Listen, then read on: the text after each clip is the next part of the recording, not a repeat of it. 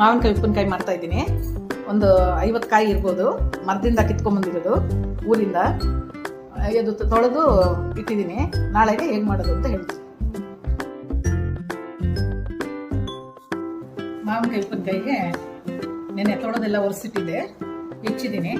ಒಂದು 40 ಮಾವಿನಕಾಯಿ ಇತ್ತು, ಅದಕ್ಕೆ ಉಪ್ಪು ಸೇರಿಸ್ತಾ ಇದ್ದೀನಿ. ಒಂದು ಅರ್ಧ ಕೆಜಿಗಿಂತ ಜಾಸ್ತಿ ಉಪ್ಪು ಸೇರಿಸ್ತಾ ಇದ್ದೀನಿ.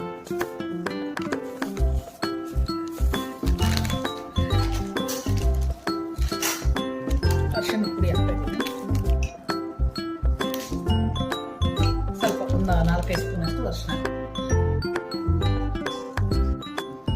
ಖಾರ ಪುಡಿ ಹಾಕ್ತಾ ಇದ್ದೀನಿ, ಇದಕ್ಕೆ ಎಷ್ಟು ಬೇಕೋ ಅಷ್ಟು. ಮನೆಯಲ್ಲೇ ಮಾಡಿರೋ ಖಾರ ಪುಡಿ ಇದು. ಅದನ್ನು ಹೆಚ್ಚು ಕಡಿಮೆ 1/4 ಕೆಜಿಗಿಂತ ಜಾಸ್ತಿ ಹಾಕ್ತೀನಿ.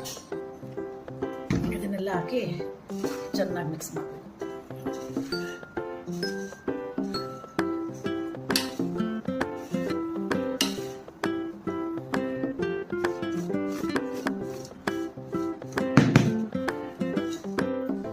ಖಾರ ಅರಿಶಿನ ಹಾಕಿದ್ದೀನಿ.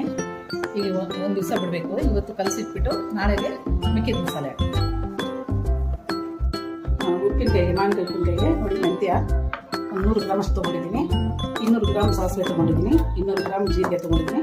ಎಲ್ಲ ರೋಸ್ಟ್ ಮಾಡ್ಕೊಂಡಿದ್ದೀನಿ. ಆದರೆ ಸಿಹಿಬಾರ್ದು, ಇಷ್ಟು ಮಾಡಿಕೊಂಡ್ರೆ ಸಾಕು. ನೋಡಿ ಇಷ್ಟು ಮಾಡಿಕೊಂಡ್ರೆ ಸಾಕು. ಕಲರ್ ಚೇಂಜ್ ಆಗೋದು ಮಾಡಿಕೊಂಡ್ರೆ ಸಾಕು. ಇಷ್ಟು ಮಾಡ್ಕೊಂಡಿದ್ದೀನಿ. ಈಗ ಇದನ್ನು ಮಿಕ್ಸಿಗೆ ಹಾಕಿ ಪೌಡ್ರ್ ಮಾಡ್ತೀನಿ. ಎಣ್ಣೆ ಕಾಯಿಲಿಕ್ಕೆ ಇಡ್ತಾ ಇದ್ದೀನಿ. ಸನ್ ಪ್ಯೂರ್ ಆಯಿಲ್ ಹಾಕ್ತೀನಿ ನಾನು, ಯಾವಾಗಲೂ ಅದನ್ನೇ ಯೂಸ್ ಮಾಡೋದು. 1 kg ಆಯಿಲು ಉಪ್ಪಿನಕಾಯಿಗೆ ಹಾಕ್ತಾ ಇದ್ದೀನಿ. ಕೊಯ್ದು ಖಾರ ಹಾಕಿದ್ನಲ್ವ, ಉಪ್ಪು ಖಾರ ನೋಡಿ ಹೀಗಾಗಿದೆ. ಇದಕ್ಕೆ ಜೀರಿಗೆ ಪೌಡ್ರು 200 ಗ್ರಾಮ್ ಹಾಕಿದ್ದೀನಿ. ಮೆಂತ್ಯ ಪೌಡ್ರು ಇದು 100 ಗ್ರಾಮ್ ಹಾಕಿ ತಗೊಂಡು ಹುರಿದಿದ್ದೀನಿ.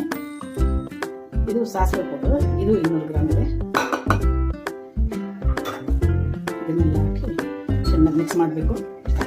ಈ ಉಪ್ಪಿನಕಾಯಿ 1 ವರ್ಷ ಆದರೂ ಇರುತ್ತೆ, ನಾವು ಇಟ್ಕೊಳ್ಳೋ ರೀತಿಯಲ್ಲಿರುತ್ತೆ. ಅದು ಯಾವುದಕ್ಕೂ ಇದಕ್ಕೆ ಸೇರಿಸ್ಬಾರ್ದು, ಮಿಕ್ಸ್ ಮಾಡಬಾರ್ದು. ಸ್ಪೂನು ಸಹ ಒರೆಸ್ಬಿಟ್ಟು ಇಡಬೇಕು. ಇದಕ್ಕೆ ಸಾಸಿವೆ ಹಾಕ್ತಾ ಇದ್ದೀನಿ.